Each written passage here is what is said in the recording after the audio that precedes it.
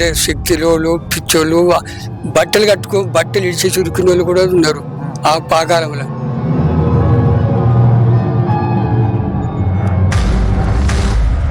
మేము చిన్నపిల్లలం ఆడుకునేటప్పుడు మాకు ఈ గుడిని చూస్తే భయంకరంగా అయ్యో ఇందులో ఏమున్నదో అని భయపడకుండా తిరుగుతుంటుంది.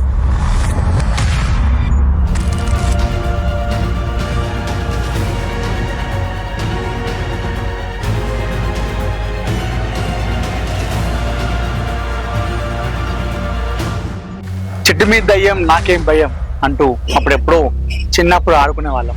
కానీ ఆ చెట్టు మీద దయ్యం ఉందా లేదా అనేది మాత్రం ఇప్పటికీ ఎవ్వరు కూడా క్లారిటీ ఇవ్వలేదు. గజ్జల మోత, చిన్నపిల్లల అరుపులు, నక్కల ఊలలు వినిపిస్తున్నాయంటూ చాలా మంది మనకు చెప్తూ ఉంటారు. కానీ కొందరు మాత్రం వీటన్నిటిని కొట్టిపడేస్తారు. అలాంటివి ఏం లేవంటూ కొట్టిపడేస్తారు. ఈ సృష్టిలో దైవశక్తిని మించింది ఏది లేదంటూ చాలా మంది అంటూ ఉంటారు. మరికొందరు మాత్రం దైవశక్తి ఉందంటే అక్కడ దుష్టశక్తి కూడా ఉంటుందంటూ మరికొంతమంది వాదిస్తూ ఉంటారు.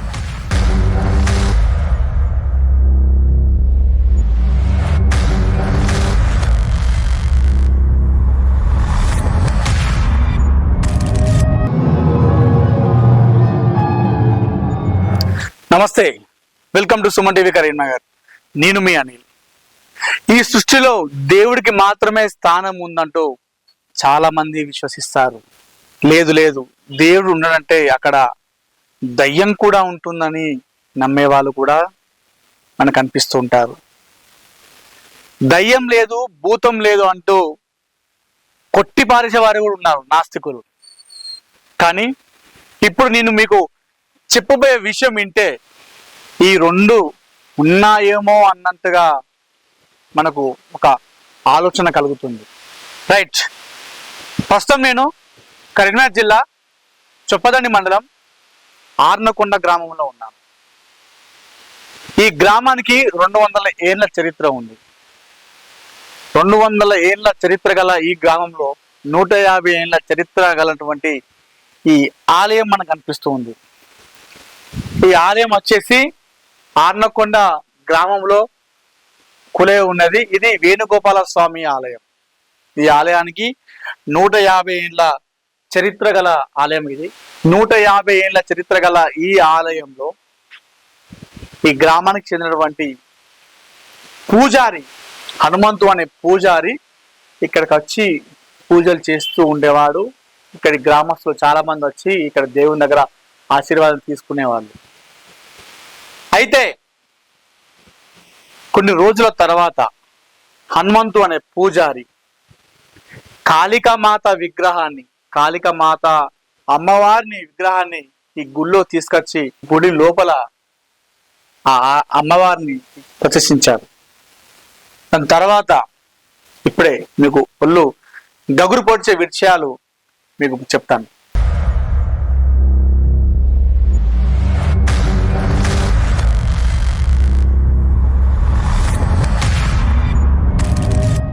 పూజారి కాళికామాత దేవిని, అమ్మవారిని ఈ ఆలయంలో ప్రతిష్ఠించిన అనంతరం ఇక్కడ ఉన్నటువంటి భక్తులు, గ్రామస్తులు చాలా మంది వచ్చి ఇక్కడ పూజలు చేసుకునే వాళ్ళు, అమ్మవారి దర్శనం చేసుకొని వారికి ఉన్న కష్టాలు చెప్పుకునే వాళ్ళు.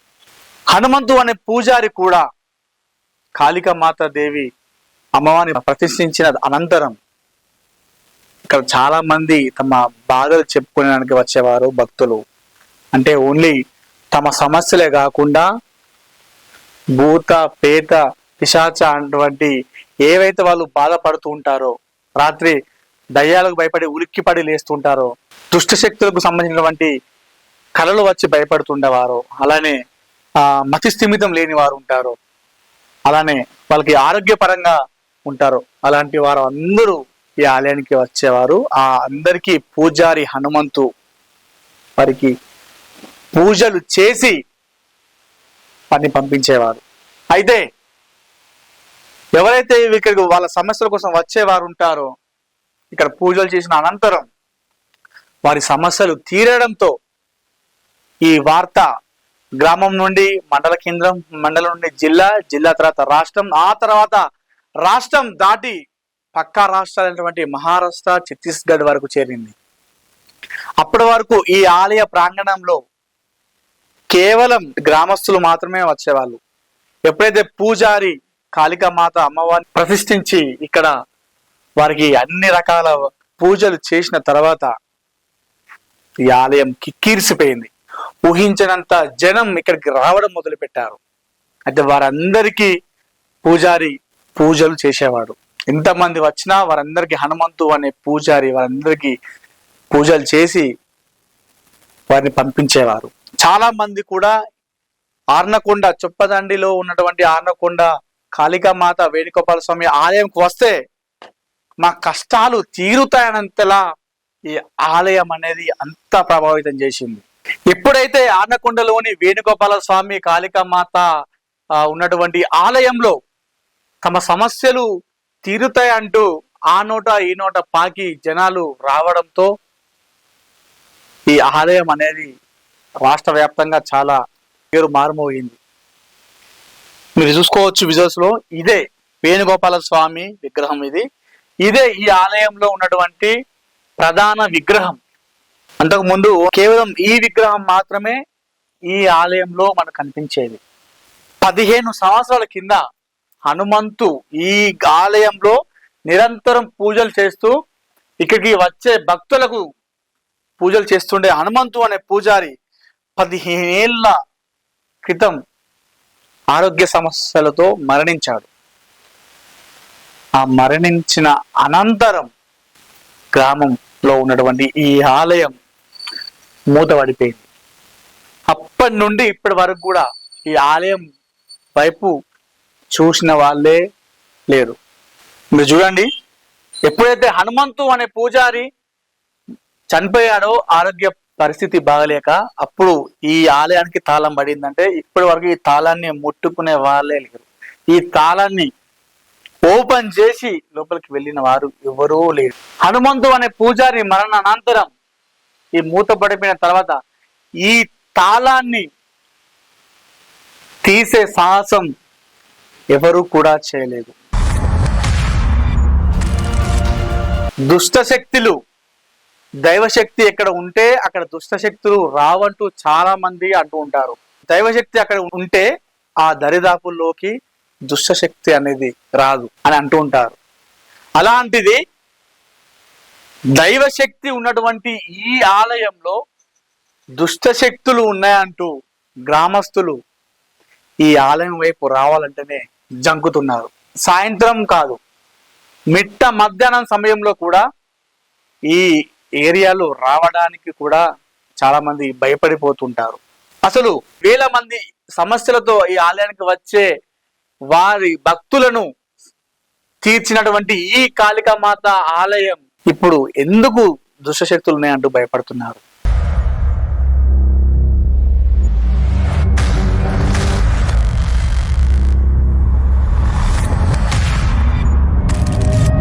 ఇదే ఈ ఆలయానికి ప్రధాన దారి. ఈ ఆలయంలో నిరంతరం పూజలు చేస్తూ ఉండే హనుమంతు అనే పూజారి మరణంతో ఈ ఆలయానికి దర్శనం కాదు కదా, ఇటు సైడ్ వచ్చేవారే కరువైపోయారు. 15 ఏళ్లుగా ఈ ఆలయానికి ఎవరు రాకపోవడంతో చూసుకోండి, తులసమ్మ చెట్టు, దీనికి నీళ్లు పోసేవారు కూడా కరువైపోయి చెట్టు మొత్తం ఎండిపోయింది. మామూలుగా తులసమ్మ చెట్లు ఎండిపోయి ఉంటే, ఎక్కడైనా కూడా తులసమ్మ చెట్టు ఎండిపోయే రకంగా ఉంటే చాలా మంది భయపెడుతుంటారు. ఆలయ పరిసరాలు మీరు చూసుకోండి, వర్షం పడినా, దుమ్ము పడినా, ధూళి పడినా దీన్ని ఇక్కడ క్లీన్ చేసేవారు ఎవరు లేరు. ఆలయ గోడలు చూసుకోండి, ఇక్కడైనా ఆలయం మనకు కొంచెం కనిపించగానే మనం దానికి సున్నం వేయడం, రంగులు వేస్తూ దానికి కొంచెం ఆలయాన్ని మనం సుందరంగా కనిపించేలాగా చేస్తాం. అలాంటి ఆలయం గోడలు పగిలిపోయినా కూడా దీన్ని ఎవరు కూడా పట్టించుకోని పరిస్థితి నెలకొంది. ఈ ఆలయానికి రావడానికి, ఈ ఏరియా గుండా వెళ్ళడానికి కూడా భయపడేటువంటి ఈ గుళ్ళో ఇటీవల ఈ మధ్య కాలంలో ఒక పూజారి వస్తూ అప్పుడప్పుడు వస్తూ ఈ ఆలయంలో పూజలు చేస్తున్నాడంట. ఆ పూజారి ఎవరో కాదు, గతంలో ఇక్కడ ఎవరైతే ఆ పూజలు చేశాడో హనుమంతు అనే పూజారి యొక్క శిష్యుడు అని చెప్పేసి చెప్పాడంట. ఎన్నో దుష్ట శక్తుల్ని పారదోలినటువంటి ఈ వేణుగోపాల స్వామి ఆలయంకి రావడానికి జనాలు ఎందుకు భయపడుతున్నారు? పూజారి మరణం తర్వాత జనాలు ఈ ఆలయానికి రావడానికి ఎందుకు అంతలా జంకుతున్నారు? ఒకసారి వారి మాటలను విందాం.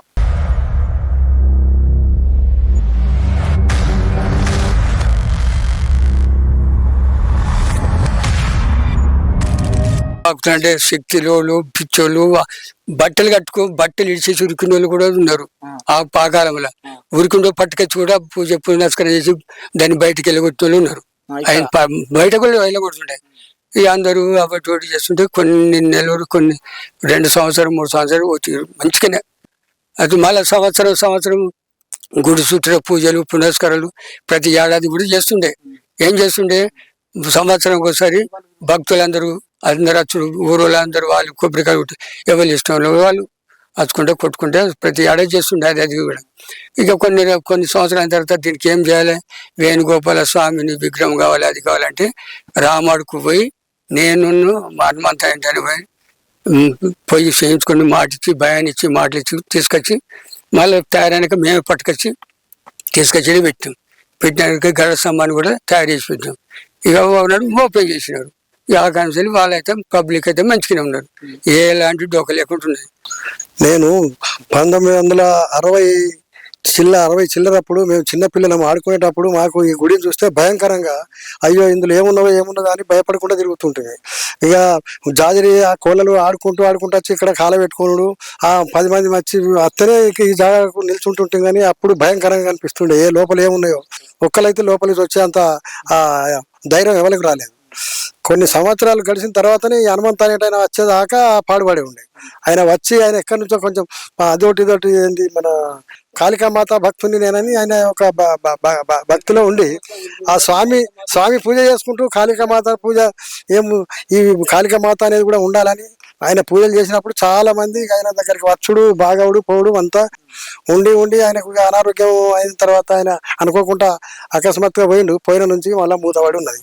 ఓవైపు ప్రపంచం శాస్త్ర విజ్ఞానం వైపు అడుగులు వేస్తుంటే, టెక్నాలజీ రోజు రోజుకు అప్డేట్ అవుతుంటే, ఇదిగో దయ్యం అంటూ జనం రాని పరిస్థితి మనం ఈ గ్రామంలో చూసుకోవచ్చు. ఇక్కడ జనం చెప్తుంది ఒకటే, గుడిని పునః ప్రారంభించడం మాకు ఇష్టమే సార్. ఇక్కడ ఉన్న నాయకులు దేవాదాయ శాఖలు స్పందించి ముందుకొస్తే ఈ ఆలయాన్ని మేము పునర్నిర్మించుకొని ఇందులో మేము రోజు దైవ దర్శనం చేసుకున్నట్టుగా వాళ్ళు చెప్తున్నారు. గ్రామం అంతా మద్దతు మీకు ఇస్తాము, మాకు ఈ ఆలయాన్ని ఓపెన్ చేయమంటూ గ్రామస్తులు అయితే చెప్తున్న పరిస్థితి అయితే మనకు అనిపిస్తూ ఉంది. కరీంనగర్ కు కూతవేటు దూరంలో ఉన్నటువంటి ఈ గ్రామంలో దయ్యం అంటూ జనాలు ఇంతలా భయపడుతుంటే జన విజ్ఞాన వేదిక సభ్యులు ఏమైపోయారు? దేవులు లేరు, దయ్యాలు లేవు అంటూ ఉపన్యాసాలు ఇచ్చేటువంటి నాస్తికులు ఏమైపోయారు? మెట్రో నగరాలకు ధీటుగా నిలుస్తున్నటువంటి కరీంనగర్ కు కూతవేటు దూరంలో ఉన్న గ్రామంలో ఇలాంటి పరిస్థితులు ఉంటే, మారుమూల గ్రామాల్లో ఉన్నటువంటి ఇలాంటి ఆచారాలు వ్యవహారాలు జనాలు ఎలా నమ్ముతారో అసలు మీ ఊహకే వదిలేస్తున్నా. వెంటనే స్పందించి ఈ ఆలయాన్ని మరొకసారి పునర్నిర్మించి దీనికి పునర్వైభవం తీసుకొస్తే ఇలాంటి అపోహలు, ఇలాంటి అనుమానాలు ఇప్పటికీ జనాల్లో గ్రామాలస్తులో ఇప్పటికీ మూఢనమ్మకాలను చాలా విశ్వసిస్తుంటారు. ఇలాంటివి మనం ముందుకొచ్చి దీనికి ఏదో ఒక సొల్యూషన్ చేయకపోతే మనం వారి నమ్మకానికి ఆద్యం పోసినట్టు అవుతుంది. కెమెరా పర్సన్ చరణ్తో అనిల్, సుమన్ టీవీ, ఆనకొండ నుండి.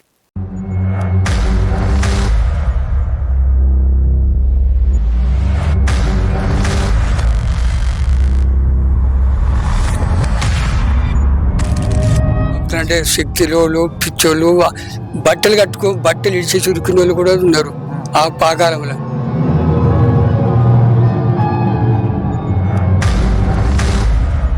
చిన్నపిల్లలం ఆడుకునేటప్పుడు మాకు ఈ గుడిని చూస్తే భయంకరంగా అయ్యో ఇందులో ఏమున్నదో అని భయపడకుండా తిరుగుతుంటుంది.